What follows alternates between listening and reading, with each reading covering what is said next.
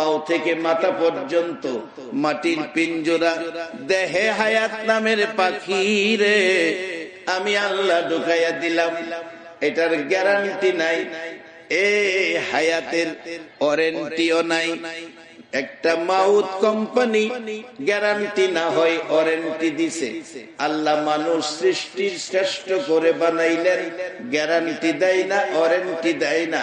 হায়াত নামের পাখি দিয়ে মাটির পিঞ্জরার ভিতরে দুনিয়াতে ছেড়ে দিয়ে বলছে এটা ছলনাময়, যেই কোনো সময় তোমারে ফালাইয়া এই পাখি ওরা মারবে। বলুন আল্লাহর কথা সত্য না মিথ্যা? কিছুদিন আগে এক ঘূর্ণিঝড় শুনলাম, পত্রিকায় দিল ঘূর্ণিঝড়ের নাম ঘূর্ণিঝড় গাজা। ঘূর্ণিঝড় গাজা বাজান, ঘূর্ণিঝড়ে ঘর পরে, বাড়ি পরে, দোকান ভাঙ্গে, আবার উঠানো যায়, ঠিক করা যায়। আল্লাহ যে আমাদের উপর একটা ঘূর্ণিঝড় দিছে, বেশিরভাগ বাংলাদেশে এই ঘূর্ণিঝড়টা আছে। ঘূর্ণিঝড়টার নাম ঘূর্ণিঝড় ইস্টুক। ঘূর্ণিঝড় ইস্টুক। এই ঘূর্ণিঝড়ে যদি কেউ পড়ে আর উঠানো যায় বাজান, সেই ঘূর্ণিঝড় কবে জানি কার উপরে ধইরা বয়, হিসাব দেওয়ার ক্ষমতা কারো নাই। তাই আসুন, আল্লাহ আমাদেরকে সৃষ্টির সেরা করে বানাইয়া জান্নাত বানাইলেন, আমাদেরকে ফেরেশতার চেয়ে দামি বললেন। আমরা দুনিয়ার জমিনে আছি, দুনিয়াটার মালিক আল্লাহ। আমরা জীবনে গুনাহ করেছি, মাফ করে দিবেন আল্লাহ। আরাফাতের মাঠে মাফ করেন যে আল্লাহ। আজকে এই জায়গাতেও আছেন সে আল্লাহ। আজকের নিয়ত উদ্দেশ্য যদি এমন হয়, আল্লাহ আজকের মাহফিলের উসিলায় আমাদের জীবনের জানা অজানা সবগুলো গুনাহ মাফ করে দাও, এই আশার উপর বলুন আপনারা একমত আছেন কিনা? জীবনের রোজগার হবে আজকে যদি এই জীবনের গুনাহটা মাফ নিতে পারেন। কারণ আল্লাহ চায় বান্দারে মাফ করে দেওয়া। সবচেয়ে আনন্দের জিনিস আল্লাহর কাছে বান্দার গুনাহগুলি মাফ করে দেওয়া। বাবারা ভাইয়েরা, সেই নিয়ম সিস্টেম কত সুন্দর। আদম আলাইহিস সালাম, আদম নবী আগে আসলেন, তারপরে উম্মত শুরু হলো। আগে শিক্ষক, পরে আসলেন ছাত্র। একের পর এক আসতে আসতে আমার আপনার নবী পর্যন্ত আসছেন। আমার আল্লাহ আমাদেরকে মায়া করে, আমাদেরকে বড় আদর করে। বিদায় তার প্রিয় দোস্ত হাবিব, যাকে উসিলা করে কুল কায়নাত সৃষ্টি হয়েছে, সেই নবীকে দুনিয়ার জমিনে দিয়ে আমার আল্লাহ কোরআনে পরামর্শ দিয়েছেন, ওমাল হায়াতুদ দুনিয়া ইল্লা মাতাউল গুরুর। তোমাদের মাটির পিঞ্জরায় যে হায়াত নামের পাখিটা দিলাম, এটা যেই কোনো সময় তোমারে ফালাইয়া উড়া মারবো। এখন তোমরা কি করো? এই দুর্বলের মধ্যে সবল হইতে হবে।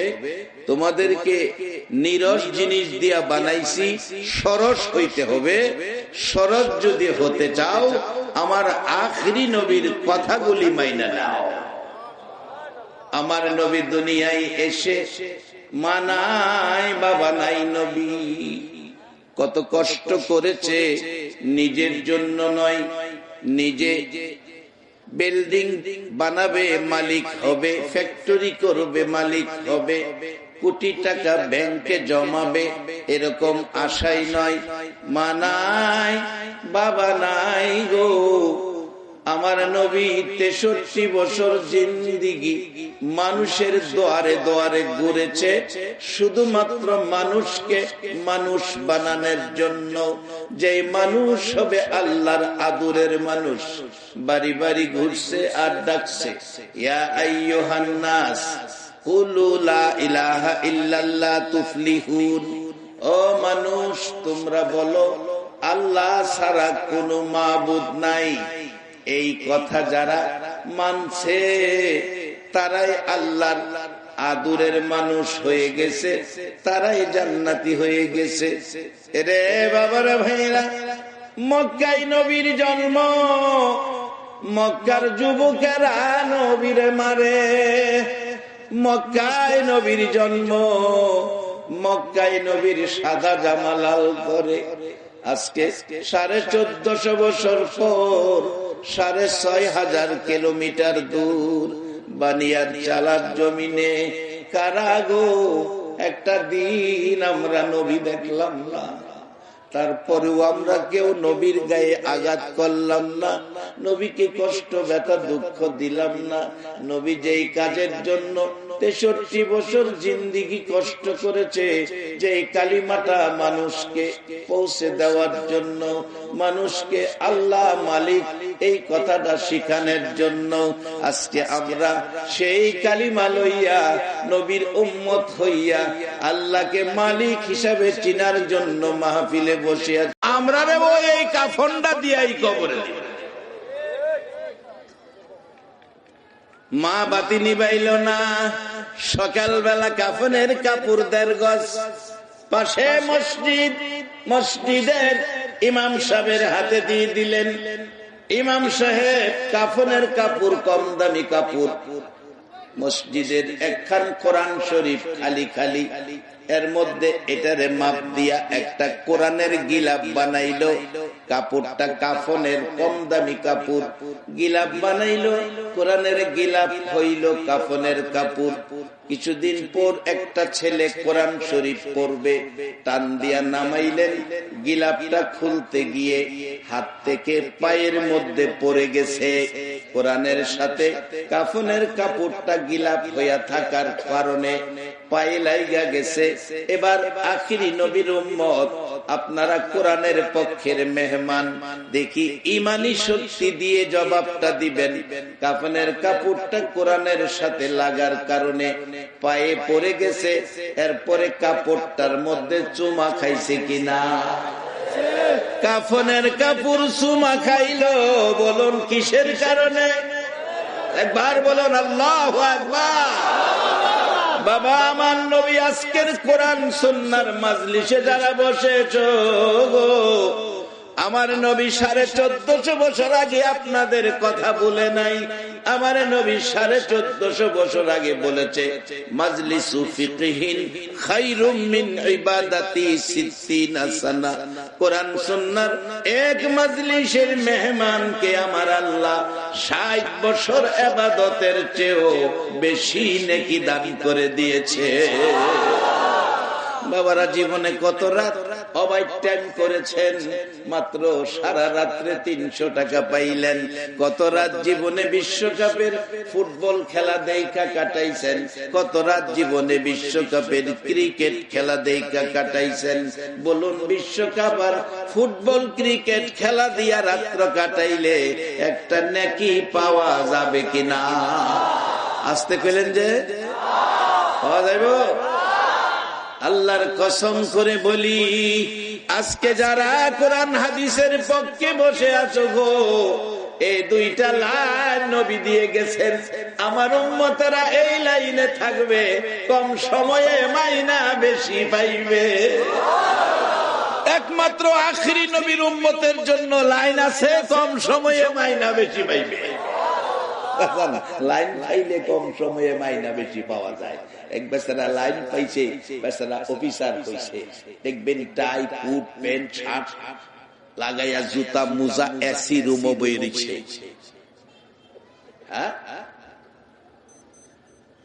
একটু শীত তৈলে চেয়ার লড়ে, কাইট তৈলে চেয়ার ঘুরে। কতজন সার সার কইতাছে, সম্মানের কোনো অভাব নাই। এদিকে চা চাইলে একজনে আনে লাল চা, একজনে দুধ চা, আরেকজনে আনে কফি। সার কোনটা খাইবেন? মাস শেষে বেতন 2.5 লাখ। আরেক বেচারা সারাদিন মাটি কাটছে, লেবারের কাজ, সারাদিন মাটি কাটটা সন্ধ্যার সময় বেতন পাইছে 500 টাকা।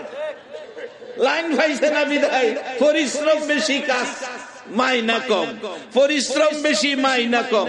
আর যারা লাইন পাইছে, এসি রুমে বইয়া কাজ কম, মাইনা আমরা আখিরি নবীর উম্মত, আমরার কাজ কম মাইনা বেশি, আমরা লাইন পাইছি। একবার বলুন আল্লাহু আকবার। এই লাইনটা কত সুন্দর দেখেন, হাদিস শরীফ রাসূল বলছে মাজলিসু ফিকহিন খায়রুম মিন ইবাদাতি 60 সানা। কোরআন সুন্নাহর এক মাজলিসের মেহমানকে আমার আল্লাহ 60 বছর ইবাদতের চেয়ে বেশি নেকি দেয়। আল্লাহ কোরআনে বলছে লাইলাতুল কদরি খায়রুম মিন আলফি শাহর, রাত্র একটা নাম কদর 1000 মাসের চেয়ে এক রাতের মধ্যে নেকি বেশি। এটা অন্য নবীর উম্মতের দেয় না, হেরা লাইন পাইছে না। এরপরে বাস্তবে যান মদিনার ঘটনা। মদিনায় একটা মেয়ে খুব সুন্দর, সুন্দরী মেয়ে বিয়ে করতে হগল যুবকের ইচ্ছা, শিক্ষিত আর অশিক্ষিত নয়, সবাই চায়, প্রস্তাব দেয়। প্রস্তাব বাবার কাছে শত শত, বাবা কয় মেয়ে একটা, এত প্রস্তাব কিভাবে রাখবো, মেয়ের নিয়ে সমস্যা। মেয়ে কয় বাবা চিন্তার কারণ নাই, দিন তারিখ দেন, আগামী রবিবার দিন স্কুল মাঠে যুবকেরা আসবে, ইন্টারভিউ হবে, যে ইন্টারভিউতে পাস করতে পারে তার কাছে মেয়ে বিয়া দিবেন, কয়ে দেন। বাবাই কয়ে দিছে সম্মানিত যুবক বৃন্দ, আগামী রবিবার দিন আমার মেয়ের জন্য স্বামী ইন্টারভিউর মাধ্যমে নেওয়া হবে। শত শত যুবক মদিনার স্কুল মাঠে জমা হয়েছে। বাবাই গিয়া কয় মারে কি ইন্টারভিউ? কই আব্বা কইয়া দেন যে যুবকটা সারা রাত নামাজ পড়ে, সারা রাত নামাজ পড়ে, সারা রাত নামাজ পড়ে, সারা রাত কি করে কয় না, সারা রাত নামাজ পড়ে, মেয়েটা কইতাছে এটা কেমন মেয়ে?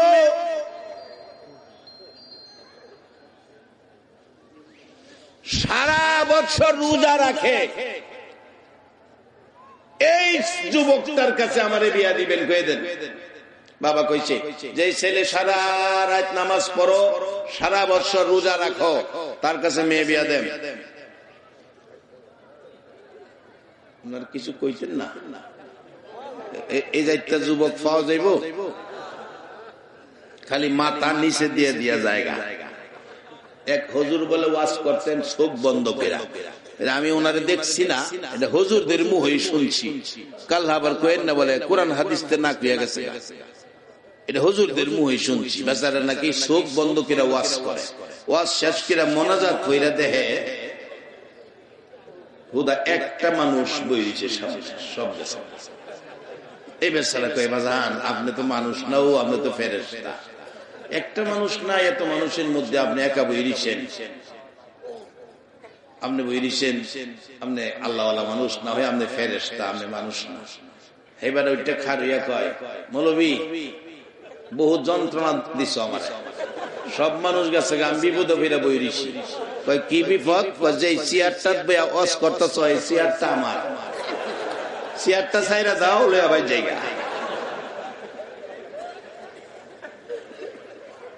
চেয়ারটার লেগে বইরেছি বাজানে বেড়া, যদি চেয়ারটার লেগে বইয়া থাকে আমরা জীবনের গুনাহ মাপ পাইয়া আল্লাহর জান্নাতি জান্নাতে যাইবার লাগে একটু সময় বইয়া থাকতে রাজি আছি না আমরা? নারে তাকবীর! কোরআন সুন্নাহ যেখানে,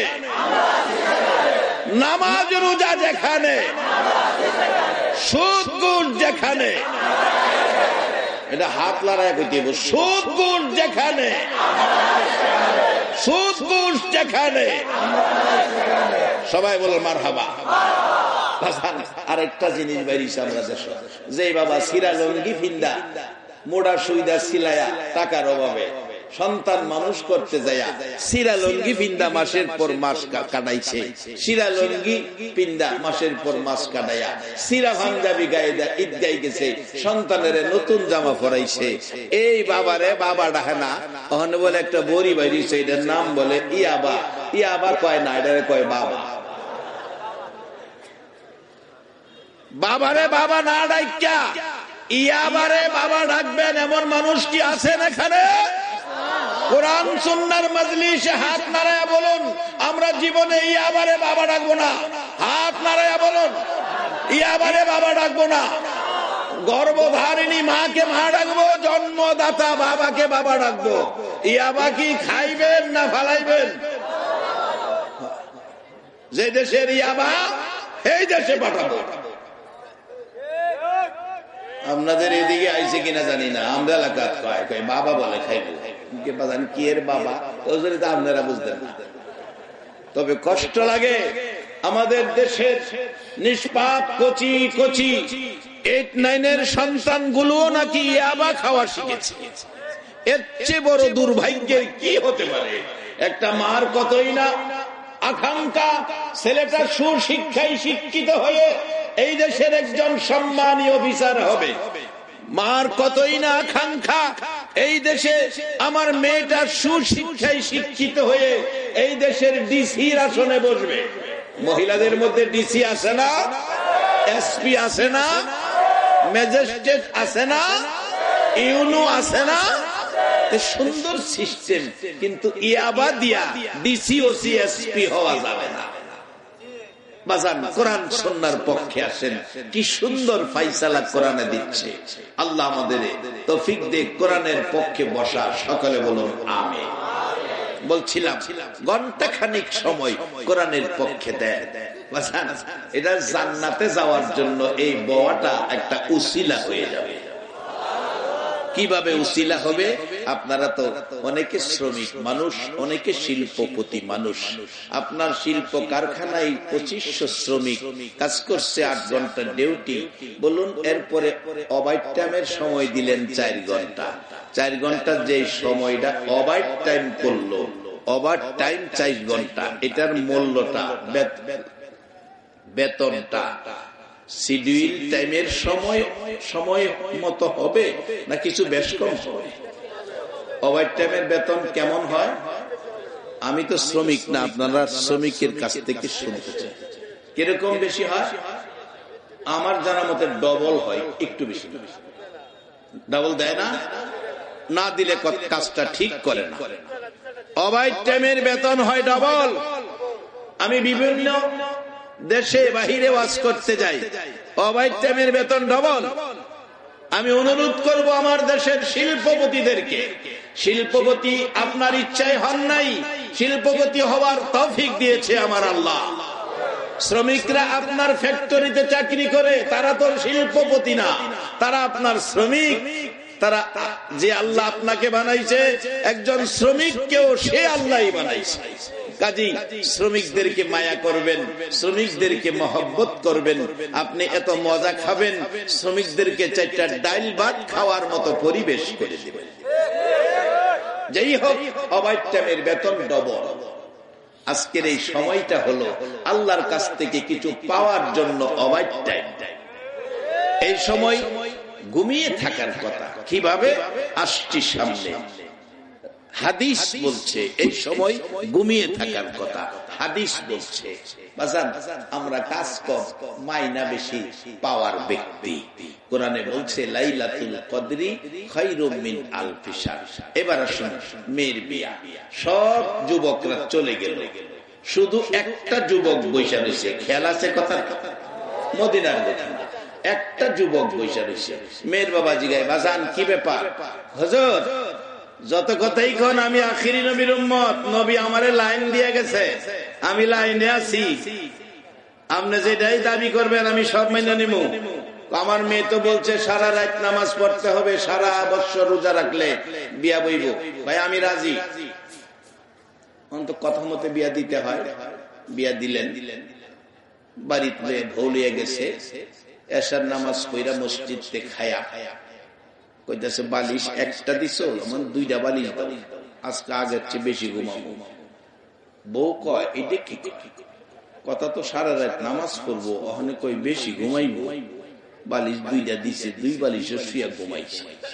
ফজরের আজান দিছে, ঘুম থেকে উইটা মসজিদে গেছে, জামাত পইরা আইসা বাড়িতে কইতাছে নাস্তা দাও। এই যে রোজা ওরা কইল রোজা রাখবো, রোজা রাখে না, ঘটনা কি? আগে খাইতো 4টা রুটি, আজকে খাইতেছে 8টা রুটি। ব্যাপার কি? আচ্ছা আজকে কিছু কমো না, কালকা দেখি। আগেকার দিনের মেয়েরা কিন্তু এরকম নম্র ভদ্র ছিল, সরাসরি তকরা তকরি ঝগড়াঝাটি করতে।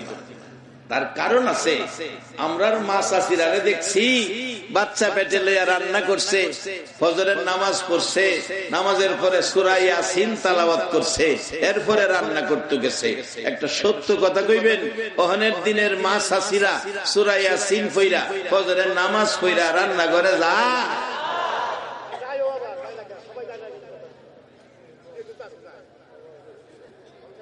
শতকরা 2 জন যাওয়া, এটা না যাওয়া ওই বাজান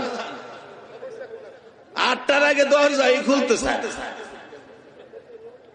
যাই হোক, যাওয়ার জন্যই বলছি, প্রত্যেকটা মুসলমান নারীরা ফজরের নামাজ পড়ে ইয়াসিন সূরা পড়ে রান্না করে যাওয়া উচিত।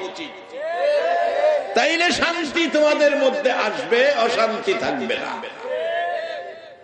যার বাস্তব মদিনার ঘটনা বলছি। ঠিক আছে, কালকেও দেখি অনেক দিনে হইলে সকালে নাস্তা না দিয়া স্বামীরে গলার চেপাতা তুলল, তুমি না কইছো রোজা রাখবা, খাইতেছো গেলে।